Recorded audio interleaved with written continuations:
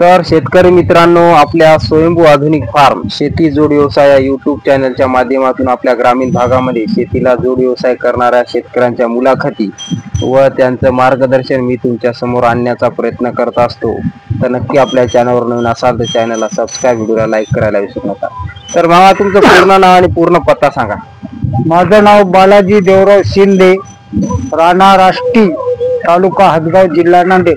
बरं, तर आम्हाला सांगा, आपण किती वर्षापासून दुग्ध व्यवसाय करता, म्हैस पालन? हे 5वं वर्ष चालू आहे. 5 वर्ष. बरं. तर मग आता तुम्हाला शेती किती आहे? आम्हाला शेती आहे 3.25 एकर. 3.25 एकर. बरं. तर आम्हाला सांगा, आता पहिल्या ज्यावेळेस दुग्ध व्यवसाय सुरुवात केला त्यावेळेस आपल्याकडे किती म्हशी होत्या? सुरुवातीला आम्ही एक म्हैस घेतली. बरं. तिला 6 महिने व्यवसाय केला, नंतर बरं वाटलं. त्याच्यानंतर दुसरी घेतली. बरं. दुसरी घेतल्याच्या नंतर अजून 6 महिन्याला 2 म्हशी वाढवल्या. बरं. 4थ्या वर्षी समजा. हो. 4 म्हशीचं दुग्ध आम्ही आज 4 वर्षापासून टाकतो. तर मग सुरुवातीला आपल्याकडे हे शेड होतं का काय साधं? नाही, साधं आपलं कुडाचं होतं. वरून पत्र होते 1 पेटी. बरं. तेवढ्यामध्ये चारा आपलं कुटा टाकावं आपलं हरभऱ्याचं. नंतर मग आता बरसातीची अडचण होऊ लागली चाऱ्याची. बरं. मग सोचलं की बुवा 1-2 लाख रुपये जर घातले तर आपल्याला चांगलं होईल. हो ना. चारा मिरा आता आम्ही याच्यामध्ये 10 एकरचा कुटार टाकतो या शेडमध्ये. बरसातीमध्ये काही अडचण जात नाही. तर शेतकरी मित्रांनो, हे बघू शकता, यांनी कमी खर्चामध्ये दुग्ध व्यवसाय सुरुवात कशी केलेली आहे. हे खाली याबद्दल पण आपण सविस्तर माहिती घेणार आहोत. आता यांच्या म्हशीबद्दल माहिती घेऊया. तर आम्हाला सांगा, हे म्हैस याच्यातले विकत किती आणली, घरचे किती आहे? हे संपूर्णच विकत घेतलेले आहे. बरं. घरची आपल्याकडे म्हशी नव्हती पहिली. विकत घेतले त्यापासून आपण वाढत आहे की? बरं. तर ही म्हैस आपली ही जी दिसायली ही कितीला घेतली? हे म्हैस 62,000ची आहे. बरं. तर आता किती इथं झाले तुमच्या इथे? आता आपल्यापाशी एक झालेला आहे. बरं. मग आता ती दूध देते का? हो, देते ना. किती लिटर दूध देते? आता 4.5 लिटर आहे एका टायमाला. बरं. हे दुसरी घेतलेली आहे, हे 74,000ची आहे. हे 74ला. बरं. हे 4 लिटर देते. 4 लिटर. तर बघू शकता शेतकरी मित्रांनो, यांचं नियोजन कशा प्रकारे आहे, संपूर्ण माहिती तुम्हाला आपल्या चॅनलच्या माध्यमातून हे आणली तुमच्या संग शेअर करणार आहे. हे 3ऱ्या बारीला आणलेली आहे. हे 3ऱ्या हे 50,000मध्ये आणली. बरं. किती लिटर दूध? हे 4 लिटर देते. 4 लिटर. बरं. आपल्याकडे म्हशी दिसायली आणि ही एकच जर्सी गाय दिसायली. हे गाय आम्ही 2-3 महिन्याखाली आणली. बरं. गाभणी होती.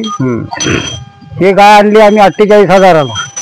असं का? बाजारातून आणली का शेतकऱ्याकडून? नाही, बाजारातून आणली, मुदखेड. बरं. मग आता दूध देते का? विली ना. आता 15 दिवस झाले येऊन. बरं. आता 4 लिटर द्यायची सध्या. 4 लिटर. बरं.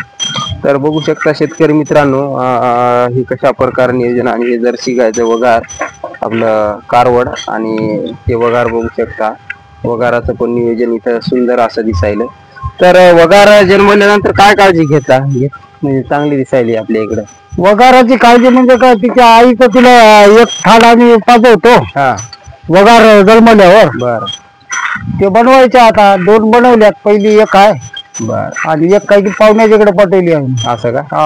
बरं. म्हणजे वगार पालनातून आणखी दुग्ध व्यवसाय वाढवायचा? वाढवायचा. म्हणजे आता हे पैसे जास्त लागले ना म्हशी घ्यायला. म्हशी घ्यायला जास्त, म्हणून आता वगारीला चांगलं बनवायचं. पुन्हा घरच्या म्हशी.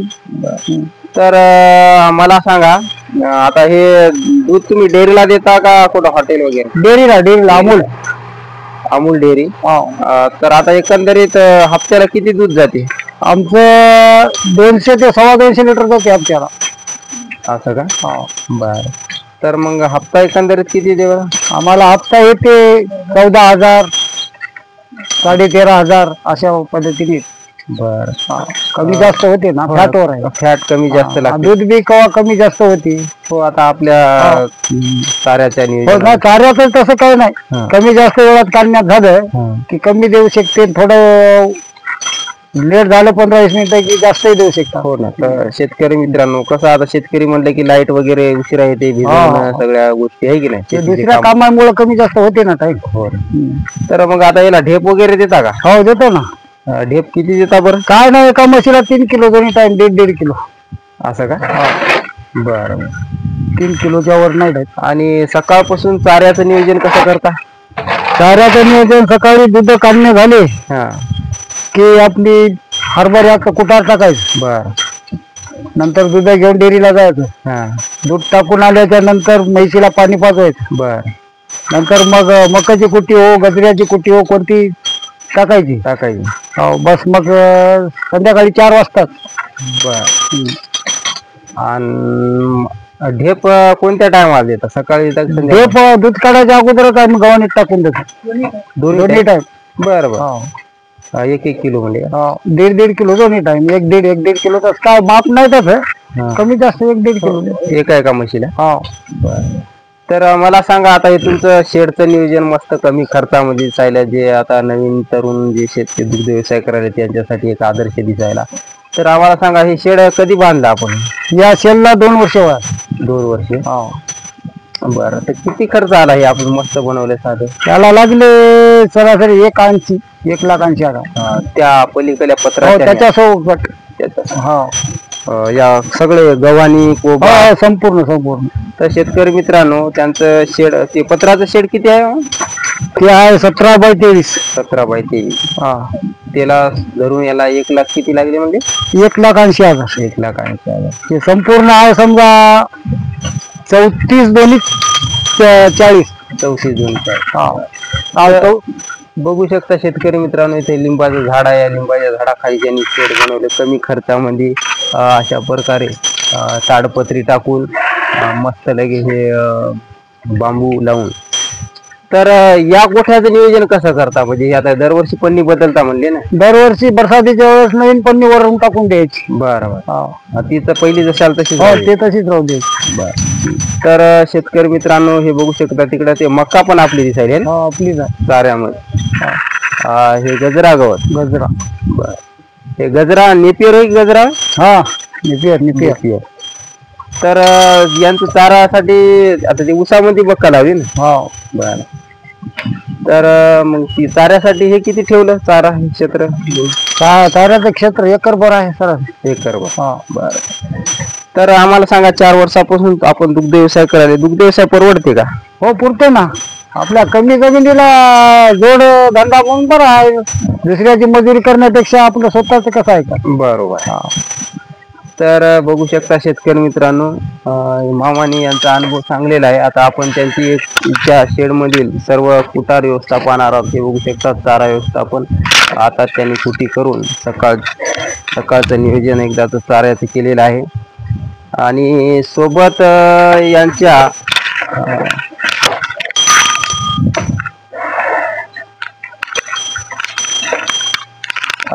मामासोबत यांचा मुलगा पण या दुग्ध व्यवसायामध्ये मदत करत असतो. तर आपण त्यांच्याकडून जाणून घेऊया, कारण युवा तरुण जे आपले युवक इकडे तिकडे भरकटायले त्यांच्यासाठी एक आदर्शवाद राहील. तर भाऊ, आपण या दुग्ध व्यवसायामध्ये हातभार लावता? हो. बरं. तर आम्हाला सांगा, तुमचं सकाळपासून दिवसभराचं नियोजन कसं करता तुम्ही यांच्यासाठी मदत? सकाळी 5:30ला उठायचं. बरं. ते शेण वगैरे ओढायचं. पुन्हा आपलं खायला टाकायचे. बरं. ढेप. पुन्हा मग दूध काढायची. डेअरीला नेऊन टाकल्यानं पुन्हा आल्याने चारा टाकायचा. बरं. तुमचं काही शिक्षण वगैरे चालू आहे का याच्यात? नाही, शिक्षण नाही ना. शिक्षण तुम्ही याच्यात. तर मित्रांनो, हे आता जरा बाहेर गावी गेले, ते नेमके आले आणि सर्व काम हे पण पाहतात शेतीचे. तर आम्हाला सांगा, असं आपण कुट्टी मशीन कधी आणली बरं? कुट्टी मशीनला 2 वर्ष झाली. 2 वर्ष झाली का? हो. बर. तर या 2 वर्षामध्ये कुट्टी मशीनला काय प्रॉब्लेम वगैरे? नाही, प्रॉब्लेम काही नाही. बर. फक्त ते पत्रा गेलेला टाकत राहा. बर. तर आम्हाला सांगा, मला कुटार पण दिसायला आहे की नाही? कुटार आहे. यावर्षी भरलं का आता? हा, यावर्षी. दरवर्षी भरावं लागते एवढं. हो. आणि हे मका. मका मग मका लगेच कापून याच्यामध्ये घालता का अगोदर कापून काही ठेवावं लागते असं काही? आज कापायचं उद्या करायचं असं ना? याला वाळू द्यायचं थोडं, बरं बरं. पाणी सोडून घेतलं आणि हे सगळं तुमच्या मागं नियोजन असतं कापायचं? सारा घ्यायचं, बर कुटी करून टाकायचं. बर. मग हे आज घेतलं ते उद्या म्हणजे एक दिवस जाऊ द्यायचं मग एक कापायचं? दिवस, रोजचा रोज नाही. बरं. रोज केल्यानं काय होते बरं? नाही काही होत नाही. मात्र ही थोडी सुकली म्हणजे खायला जमती. खायला आहे की नाही? हे वली नाही खाली की लघवी नाही करतात. बरं बरं. दुधात फॅट येते वळली की. तर आम्हाला सांगा आता हे ढेप पण आपल्याकडे दिसायली.